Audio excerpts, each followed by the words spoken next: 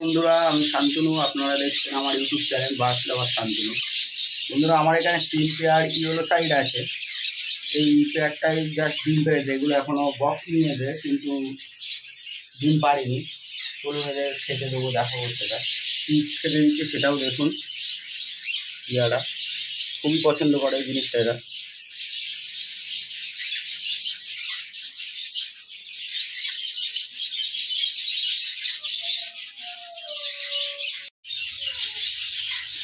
বন্ধুরা, এগুলো কিন্তু আমার টেম ছিল সব কটাই।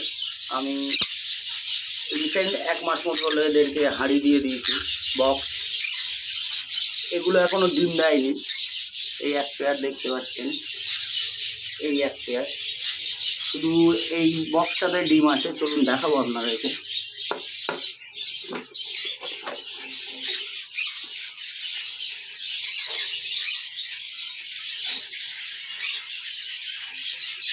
তিনটে ডিম দেখতে পাচ্ছি, 4টে ডিম।